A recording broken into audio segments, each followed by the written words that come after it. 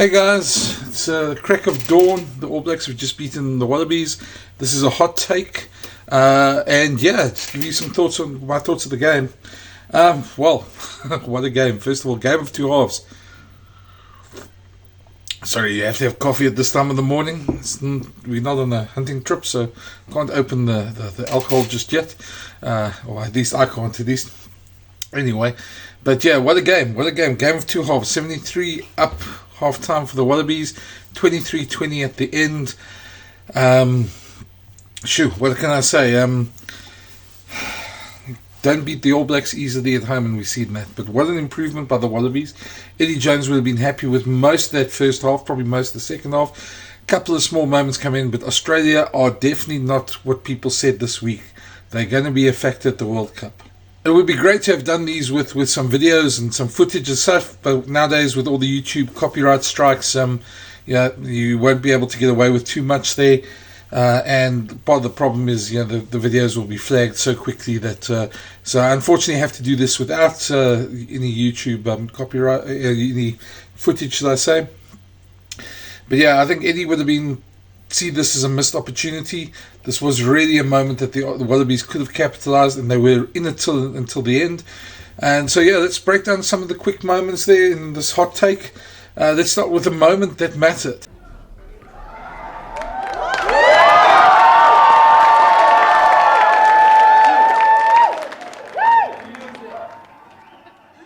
Until the last minute of the game, I would have said there was a moment sort of on the 60-minute mark that sort of turned the game in the All Blacks' favour.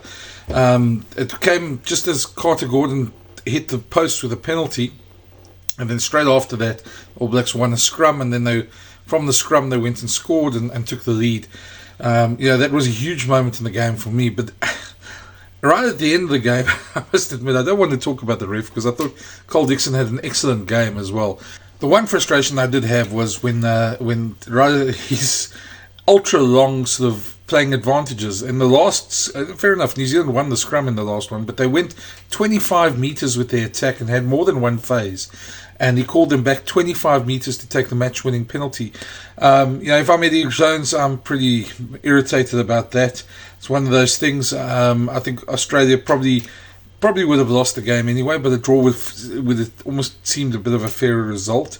I'm not going to make too much of that. It was something that irked me a bit. I thought that was the moment that really mattered at the end of the day. But in the 60th minute, Australia let it slip there with Carter Gordon missing that penalty, and then the scrum folding straight after that. All Blacks had the momentum and they went on and won.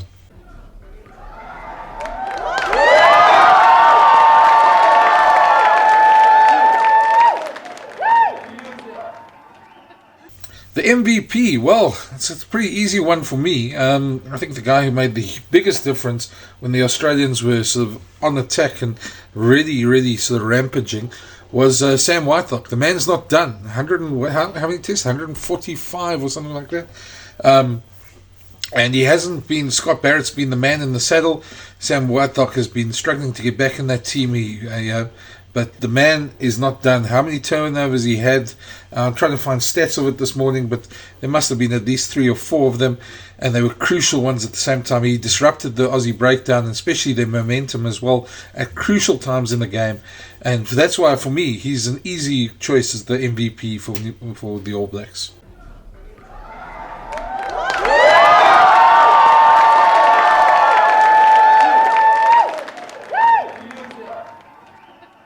Unsung hero for me is one you give to the losing team. I must admit he or somebody that really deserves it, that didn't really get the shine. I think Tom Hooper was the guy for me in the Wallabies. He had a really good game. Exceptional on the ground, exceptional in open play. Really a big player for the Wallabies in this game. He was huge for them, and I think he really deserved it. There's a couple of honourable mentions. Andrew Kellaway was very good for me as well. I thought... there was a couple of others. Richie Arnold was very good. Will Skelton was good as well. The Wallaby pack stood up for most of the game. They lost in the last 20 in the scrums, but they were really good otherwise. And I think they really Carter Gordon is going to be a massive player for Australia in the future. And I think anybody questioning Eddie there is wrong. Is the type of player that he can take it up physically, he can control the game with his kicking, and really has got a good boot on him. And he just seems like that player that is going to grow into a huge player for Australia in the future. So I think I back Eddie on that one.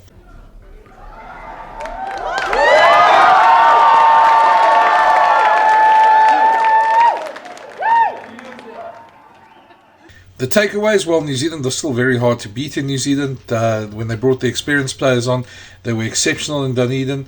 And it's tough to beat them, and they're going to be a handful at the World Cup.